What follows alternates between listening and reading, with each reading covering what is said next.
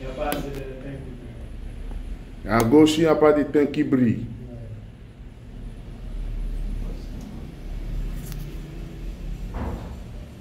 Bien.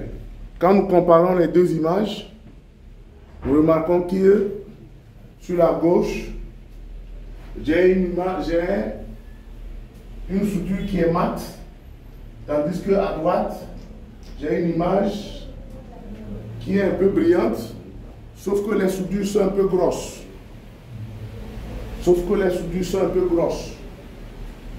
D'accord? Alors, lorsque vous soudez un composant sur une carte mère, on doit se retrouver avec ça. Alors, c'est le cas de la plupart des techniciens qui réparent des téléphones portables au niveau des connecteurs de charge et qui ne savent pas faire la soudure. Et quand on livre l'appareil, 2 jours, 3 jours après, le client dit que le connecteur de charge s'est arraché. Quand la soudure n'est pas bien faite, quand nous n'avons pas une soudure brillante, elle est mate, on se retrouve avec un appareil qui fonctionne par intermittence. C'est-à-dire qui travaille, s'arrête, recommence, s'arrête et recommence. Alors, lorsque vous voulez utiliser, voilà un peu ce qu'il y a. Alors, votre fer, voilà un peu tout ce qu'il y a dans le fer à souder. Et pardon, l'étain. Alors, lorsque nous avons l'étain, c'est une composition. Et là, dans la composition, voici un peu les différentes caractéristiques de l'étain que nous utilisons. C'est du plomb mélangé, c'est du cuivre, c'est de l'argent. Et les idéales, c'est du 40, voilà. Les idéales, ce sont les 60-40. Ce sont les 60-40. Tout à l'heure, les caractéristiques qu'on a vues, on a vu ça et on a vu ceci. Et l'étain que vous allez utiliser dans vos achats, lorsque vous allez acheter, ce sera du 60-40 avec les caractéristiques et c'est ça qui vous permettra de faire de bonnes soudures. Alors, nous allons regarder un peu. Quand je prends, par exemple, ces pastilles, c'est comme je vous avais dit, ce sont les pastilles qui permettent à votre composant de se souder. Donc, quand je prends la pastille, quand je prends ma pastille ou ma carte mère, je me retrouve avec ça. Qu'est-ce qui va se passer? Alors, je vais prendre mon fer à souder à une température de 315. Vous voyez? Donc, je prends mon fer à souder à une température de 315. À 315 degrés, qu'est-ce qui va se passer sur la pastille? À 315 degrés, je mets le fer. Alors, ici, dans la procédure de soudure, c'est le fer qui vient en premier lieu. C'est le fer qui est sur la pastille. Regardez encore pour voir. C'est le fer qui vient en premier lieu et qui va commencer par chauffer quoi? Qui va commencer par chauffer la pastille. Le fer va d'abord sur la pastille pour chauffer d'abord la pastille avant que l'étain ne vienne. Avant que l'étain ne vienne. Donc déjà quand l'étain va venir sur la soudure, ça va fondre. Et la soudure va être belle. Donc quand je regarde, je pose le fer, j'amène l'étain. Et à un moment donné, l'étain va fondre. Voilà un peu. Ah, voilà un peu ce que ça donne. La technique de soudage, voici. Alors ici, vous allez remarquer quoi? Je reviens un peu. Attendez. Voilà, regardez ici. Tout autour de la soudure, vous avez un surplus de flux. Ça, c'est du flux qu'il y a. Donc, nous avons des étains qui sont spécialement conçus avec du flux à l'intérieur. Et nous avons des étains qui ne sont pas conçus avec du flux. Ce qui fait que si l'étain n'a pas de flux, votre soudure va être comme une pâte qui a duré. Ça va être comme une montagne. Parce qu'il n'y a pas de flux à l'intérieur. L'avantage aujourd'hui de l'étain avec flux, c'est que votre soudure doit se faire correctement et brillante. Donc s'il n'y a pas de flux à l'intérieur de votre soudure, la soudure n'est pas brillante. Regardez un peu comment ça se passe. Vous allez voir qu'à chaque fois que je mets, ça fait une brillance, voilà. Vous voyez un peu. Donc, à chaque fois que je soude, ça, c'est plus brillant. Alors, si au cas où l'étain n'est pas assez de bonne qualité, la soudure aussi sera mate. Alors, ici, nous allons prendre maintenant de l'étain 6337. Vous voyez un peu. Au premier, on avait pris combien? 60-40. Là, on a du 63-37. On va faire la soudure. On pose le fer. Vous regardez un peu ce qui va se passer. Regardez. Vous voyez un peu ce que ça donne. Vous voyez la différence. La différence, c'est que l'étain n'est pas de bonne qualité, donc ça ne brille même pas. Ça a formé une montagne de Thiès. Les collines de Thiès, là, voici. Aha. Vous voyez un peu comment ça donne. Donc, c'est un peu ça. Donc, lorsque l'étain n'est pas de bonne qualité, la soudure, elle est mate. C'est ce qu'on a dit. J'ai parlé de collage. Quand on parle de collage, c'est le fait que la soudure ne brille pas. Ça ressemble à une colline. Hein? Ça répond à ça. On a l'impression de voir une colline avec des pierres dessus. Donc, voilà, je continue. Vous voyez un peu. Donc, il faut que je devienne maçon pour essayer d'arranger. Vous voyez un peu comment l'étain se fait. Vous voyez un peu la soudure. La soudure n'est pas vraiment brillante. Elle n'est pas bien jolie. Voilà. Donc, quand je regarde et je compare les deux étains entre le 60-40 et le 67-37, il y a une différence. Maintenant, nous allons prendre l'étain de 97. Attention, je reviens. Un instant. Je reviens un peu.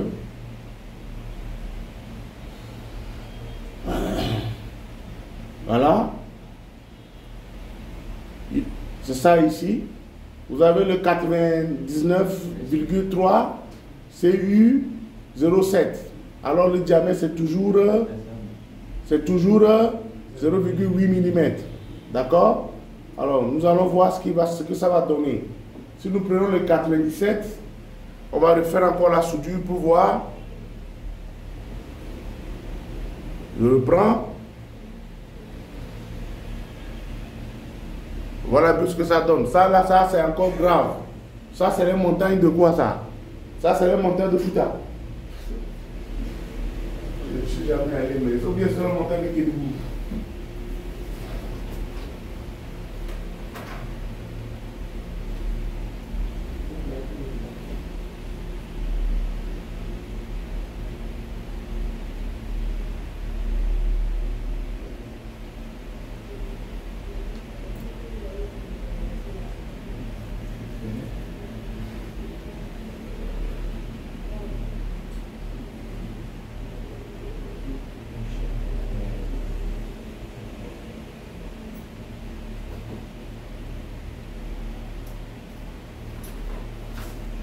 Alors, voilà un peu ce que vous faites si votre fer n'est pas propre, si l'étain n'est pas de bonne qualité. Regardez, là vous voyez un peu comment on fait passer 3 fois, 4 fois le fer, mais regardez, on dirait des canaris qui ne sont pas polis. Hein, c'est pas joli. Alors, ceux qui sont en ligne et qui sont connectés sur TikTok, vous nous suivez, vous n'envoyez pas des cœurs. C'est là où vous êtes avare. Vous êtes sur TikTok, vous regardez et vous n'envoyez pas des cœurs. Voilà un peu. Ces avares-là. Plus l'étain de mauvaise qualité, plus vous faites une mauvaise soudure. Plus l'étain, le fer est sale, vous faites une mauvaise soudure. Si votre fer à souder que vous utilisez n'est pas propre, n'a pas la bonne température, vous allez faire ce qu'on appelle le collage. Et c'est ça qui n'est pas bon. Parce que plus vous faites du collage, vous risquez d'être embêté par les clients. Le client va ramener à chaque fois son appareil pour vous dire que ça s'est arrêté. Ça marche. Au moment où la chaleur traverse l'étain, l'étain va se décoller de la pastille. L'appareil va s'éteindre. Quand vous allez le laisser refroidir, ça va se recoller. Vous utilisez, ça recommence. Le temps que ça chauffe, ça se décolle encore. Et vous devenez un banana. Voilà. Donc quand l'étain n'est pas de bonne qualité, voilà un peu ce que ça donne. Soudure mauvaise, il n'y a pas de brillance dans la soudure. Vous avez fait une mauvaise soudure. C'est ce qu'on appelle le collage. Le fait d'avoir des soudures de ce genre, on parle de collage. Maintenant, nous avons du 96,5 avec les différents types d'étain. Alors, on voit un peu leur qualité. Aujourd'hui, allez acheter de l'étain, oui. Mais c'est quel type d'étain j'achète? Regardez un peu. Quand je fais, voilà un peu ce que ça donne. On dirait la lune. Hein? On dirait la surface de la lune. Si vous utilisez ça dans un appareil ou vous changez un connecteur de charge avec, il faudra savoir que le client va revenir. Parce que 1 mois après, 2 mois après, ou bien, par malheur, si on arrache, ou bien l'enfant part pour enlever le chargeur, et il n'enlève pas bien le chargeur, il va revenir avec le connecteur de charge. Voilà, tout ça, ça dépend de l'étain du fer et de vous-même, votre technicité. C'est pourquoi je vous dis, avant de commencer par utiliser le fer, il faut toujours nettoyer le fer, toujours nettoyer votre surface.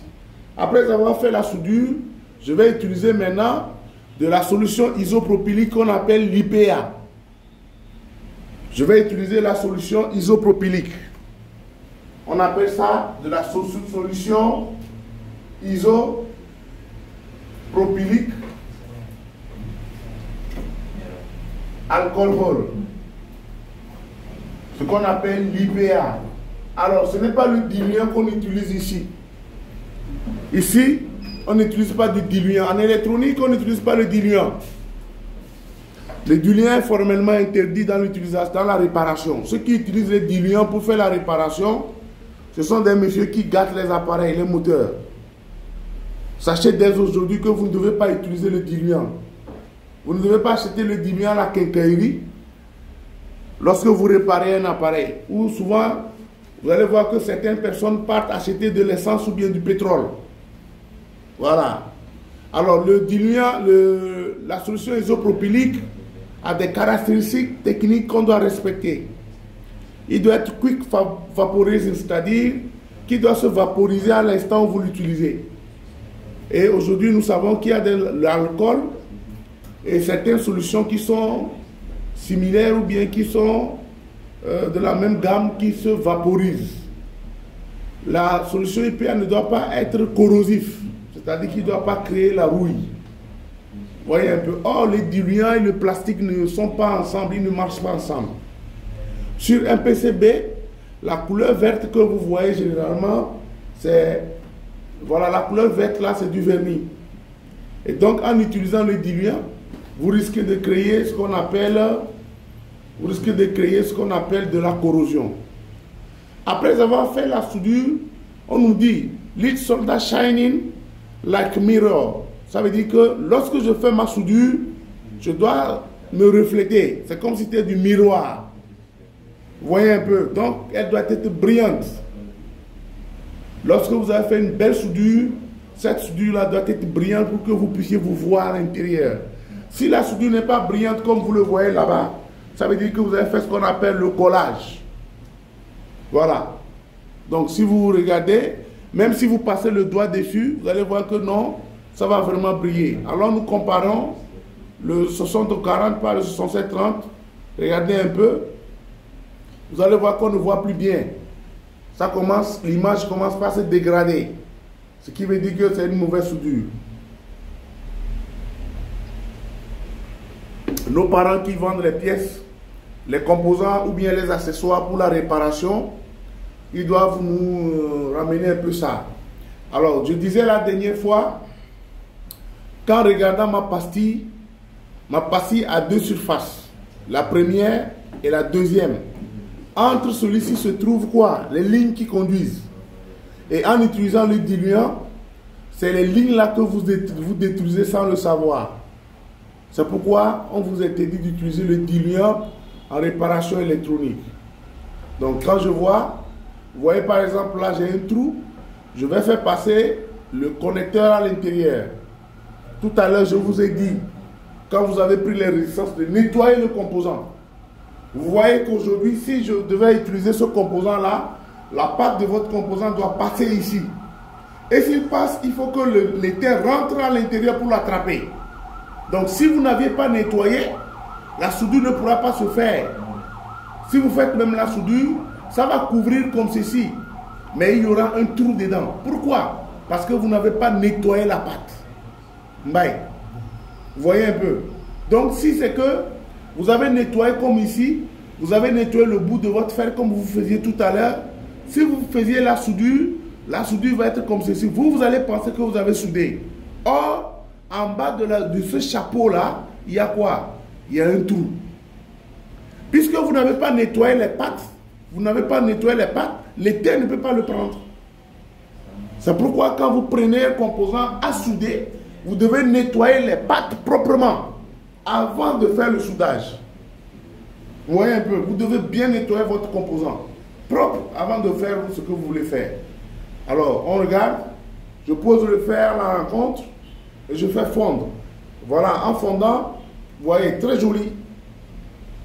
Vous voyez un peu, ça forme un cône, comme je l'ai dessiné tout à l'heure. Ça forme un cône et non une montagne. Vous voyez un peu, ça forme un cône. On va avancer un peu. Maintenant, nous allons changer l'étain. On change l'étain. Regardez ce que ça fait. Vous voyez le milieu. Voilà le milieu, ce que ça a donné. Vous voyez, ça ne prend pas. Même la tige au milieu ne prend pas. Vous voyez? C'est difficile de le, vous voyez, c'est difficile de le prendre. Vous voyez, regardez l'état. Vous voyez un peu ce que ça donne. Il faudra vraiment avoir le sens de l'observation pour vraiment voir ce que je suis en train de vous dire. Maintenant, on va changer de l'étain d'une autre mauvaise qualité. Alors, les gars, ils achètent l'étain, ils nous amènent comme ça. Dans les quincailleries, tout ça là, ils ne prennent pas compte. Hein, ceux qui partent généralement pour acheter à la quincaillerie, parce que l'étain est fini. Or, c'est un problème. Vous voyez, par exemple, là, il y a une différence. Vous voyez, c'est compliqué. Vous voyez comment ça fait? La tige prend, et là, ça c'est une soudure à moitié. C'est une soudure à moitié. Si c'est ce que vous avez utilisé, à force que l'étain, l'appareil ne fonctionne, chaque jour, l'étain va commencer par s'enlever ce qui va créer ce qu'on appelle une soudure sèche. Et c'est ce que beaucoup de réparateurs font. Quand vous amenez votre télé, votre radio, votre appareil électronique, il va chercher à voir s'il n'y a pas de soudure sèche. La soudure sèche se fait sous les pastilles en fait. À la base de la pastille. Ça forme une ligne. Ici par exemple, vous allez voir une ligne qui s'est formée, un petit cercle qui s'est formé. Ça veut dire que déjà l'étain commence par se décoller. Et ça, on appelle ça une soudure sèche. Et la soudure sèche, c'est elle qui fait arrêter vos appareils. Quand vous êtes dans la maison, vous regardez la télé, puis tout d'un coup la télé se coupe. Vous attendez une heure, 2 heures, vous rebranchez, ça reprend. Ça se coupe encore. Ça, c'est ce qu'on appelle une soudure sèche. Et quand vous avez ça chez un dépanneur, il va prendre seulement la carte, comme on le regarde, il va chercher à voir s'il n'y a pas une ligne sous la soudure. Il va remettre l'étain, et après il vous appelle pour vous dire grand Dieu. Et tu vas aller, tu vas payer Halis Bori. Voilà. Maintenant, ils sont connectés, ils sont en train de suivre. Je vais leur dire merci. Parce que c'est quand je parle, je dis que non, ils sont connectés, qu'ils envoient des cœurs. Pour ne pas que je coupe le live. C'est quand je veux couper le live qu'ils envoient des cœurs. Maintenant, si vous voulez vraiment que je continue, il faut que j'atteigne 5000 likes. Si j'ai 5000 likes, je continue. Si je n'ai pas 5000 likes, j'arrête. Actu d'Afrique, merci d'avoir envoyé les cœurs. Mais tu as envoyé seulement que 5 cœurs. J'ai vu ça, j'ai compté. 5 cœurs, c'est peu. Même c'est 3 d'ailleurs. 3 cœurs. Si tu veux que je continue le live, tu envoies 5000 cœurs. Alors voilà un peu comment est-ce que ça se passe avec la soudure. Quand vous faites la soudure, on ne doit pas voir une ligne, comme je disais tout à l'heure. La soudure sèche, c'est lorsque on se rend compte qu'il y a en bas du cône, là, en bas du cône, on se rend compte qu'il y a un petit trait. Un petit trait gris. S'il y a ce trait-là, ça veut dire que vous avez une soudure sèche. Et cette soudure sèche-là peut être fatale pour vous. Parce que l'appareil va fonctionner, à un moment donné, ça va couper. Vous allez laisser refroidir, l'étain va reprendre. Vous allumez, la chaleur va commencer par passer, ça va encore se couper. Et c'est le rôle de la soudure sèche. Et le rôle de la soudure sèche, vous ne vous retrouvez pas. Un bon technicien, la première des choses est de chercher d'abord à voir si les soudures sont bien faites. Si les soudures sont bien faites, alors votre appareil fonctionnera aussi longtemps si vous avez bien respecté le diagnostic. Vous voyez un peu la différence des trucs. On dirait des collines de, je ne sais pas, dans le Fouta ou dans le Kédougou. Hein, en venant. Une montagne bizarre. Je ne connais même pas là-bas ça. Je regarde seulement sur Internet. Bien, pour souder maintenant un circuit intégré, vous voyez un peu la différence avec les composants, les étains. Je vais mettre le flux et ensuite je vais le faire passer. Vous allez voir que la soudure va être très jolie, bien faite et très brillante. Ça c'est du 60-40. Avec du flux, le flux ce n'est pas la pâte à tartiner dans le pain. Ce n'est pas du pain thon. Ceux qui prennent une quantité là, ce n'est pas du pain thon. C'est juste un peu seulement qu'il faut prendre. C'est un peu. On ne prend pas beaucoup. Quand on prend beaucoup, c'est ça après qui reste sur la carte et ça rend la carte vilaine. C'est ça qui rend la carte vilaine. Donc évitez de mettre trop de flux sur la carte mère. Vous voyez un peu comment la soudure est. Très jolie. Très jolie. Et un bon technicien doit le maîtriser. Je mets le flux. Et là, on va utiliser maintenant du 63-37. On va voir la différence. Déjà, le premier et le deuxième, regardez ce que ça donne. Le premier et le deuxième, ça donne autre chose. Bizarre.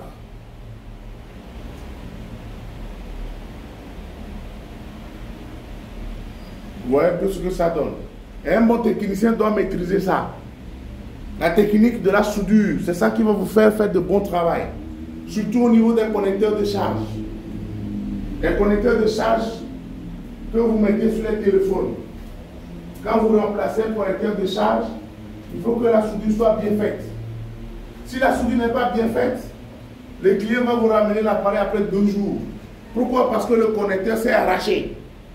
Et quand j'utilise la soudure, je dois utiliser la solution IPA pour nettoyer. Le reste de flux n'est pas bon. Parce que même si la carte se chauffe, vous risquez de ne pas avoir une belle carte parce que le flux va rendre la carte très sale. Alors ici, regardez, on nous demande d'utiliser une température de 315 degrés. Non, l'air à 315. Non, pardon. La température entre 315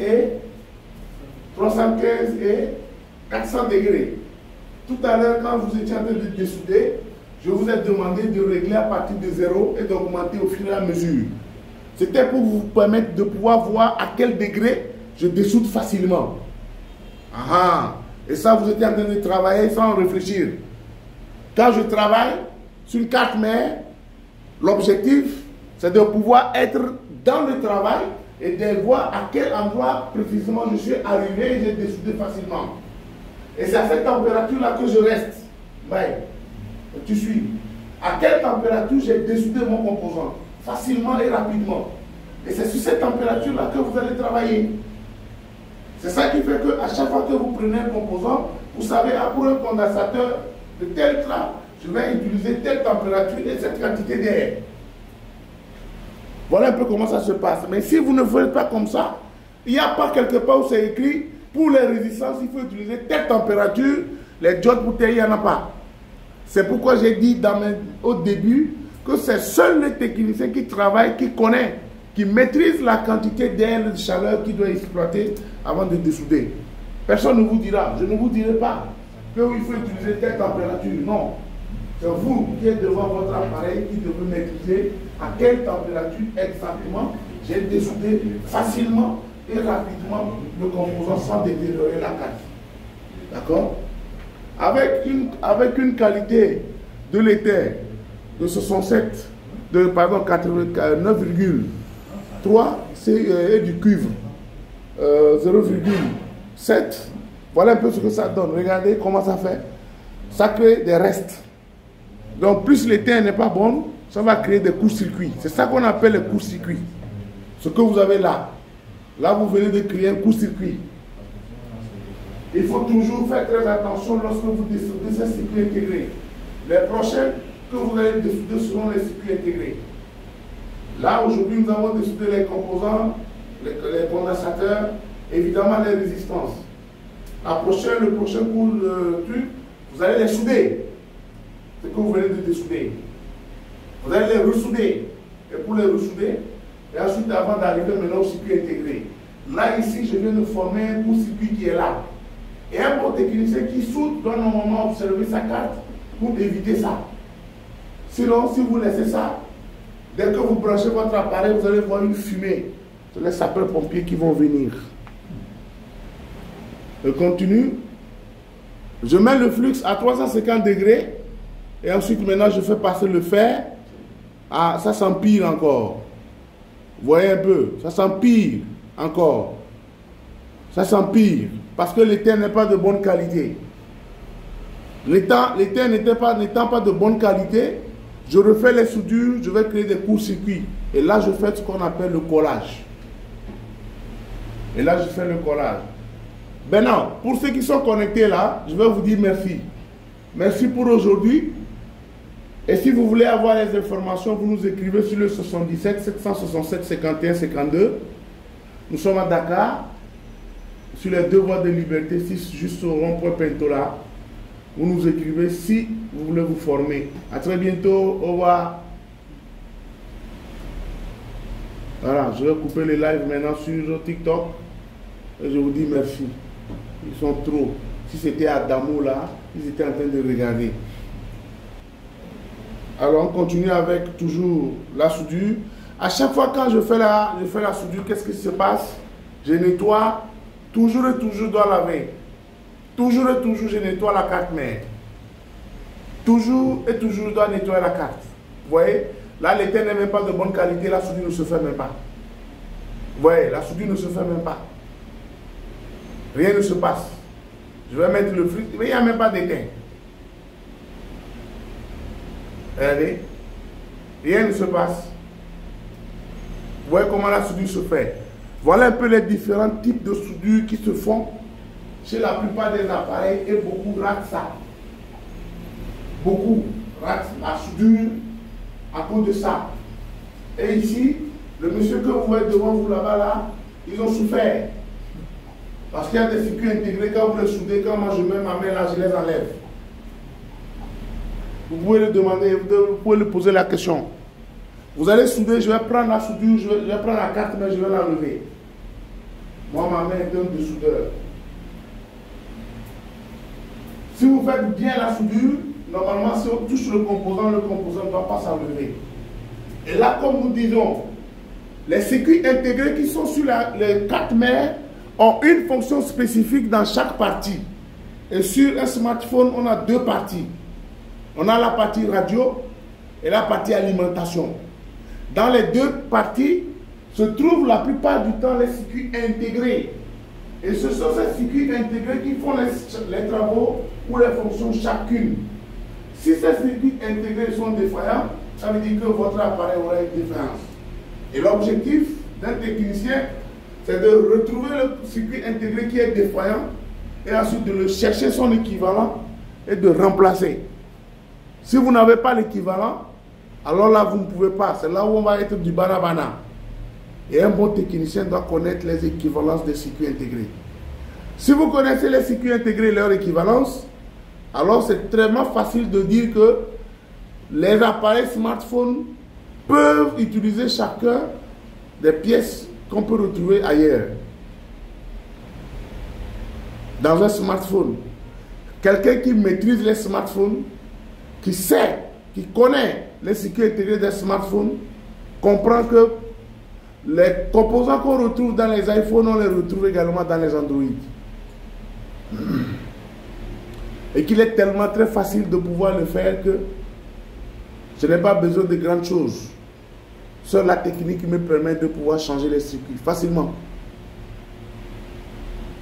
Alors, quand je regarde, et je continue toujours avec la technique de soudure, avec les températures qui s'élèvent, Mbaye, vous avez vu ça? Plus la température est bonne et élevée, mieux la soudure se fait facilement. Plus la température est élevée, le composant, c'est-à-dire la pâte de votre fer à souder est bonne, vous allez voir que la soudure doit se faire. Je répète encore, là on est sur la soudure, sur le dessoudage c'est autre chose. Il n'a pas mis de l'étain, quoi. Il n'a pas mis de l'étain. Où ça? Non, là il est en train de refaire les soudures. Je refais les soudures. Vous voyez un peu, là on a rapproché un peu pour vous permettre de voir un peu comment est-ce que les pattes du circuit intégré sont collées et comment est-ce que la brillance se fait. Là c'est une bonne soudure. Ici c'est une belle soudure. Pourquoi? Parce que je vois le doigt à l'intérieur. Vous voyez un peu, là on voit les doigts. Quand la soudure est mauvaise, regardez. Regardez la soudure. Vous voyez, à peine on voit le doigt. C'est flou. Vous voyez un peu, c'est flou. Or, la bonne soudure doit refléter ton image. Si tu ne te vois pas dans la soudure, ça veut dire que tu as fait ce qu'on appelle le collage. Voici la différence. Ici, voilà, regardez. Regardez comment la soudure est. Ça, ce n'est même pas soudé. Ça, c'est ce qu'on appelle du collage. C'est comme, par exemple, je vais mettre pause ici. Et ensuite, je vais allumer la lampe et je vous montre quelque chose. Sur le mur. Regardez sur le mur. Regardez ici. Ici, c'est fendillé. Quand il va venir pour faire ça, il va casser ici. Et ensuite, il va mettre quoi? Il va mettre du ciment. Ce n'est pas en mettant du ciment qui le retient, non. C'est qu'il fait du collage. Or, la bonne chose serait de carrément enlever toutes les briques qui sont cassées et de mettre vraiment d'autres briques, d'enlever les parties, les briques et de mettre vraiment les bonnes briques. Voilà la différence. Entre collage et soudure, le collage est formellement interdit. Si vous ne faites pas une bonne soudure, on dira que vous avez fait du collage. Voilà. Et une bonne soudure doit briller. Une belle soudure doit briller. Elle doit briller. Vous devez vous revoir dedans. Si vous ne vous voyez pas, ça veut dire que c'est mauvais. Ben, je vais m'arrêter là, ici, et je vais réallumer. Et vous allez maintenant me reprendre un peu la soudure de deux composants avant qu'on le rentre. Bien, on reprend. Vous me prenez les condensateurs que vous avez dessoudés. Et ensuite, maintenant.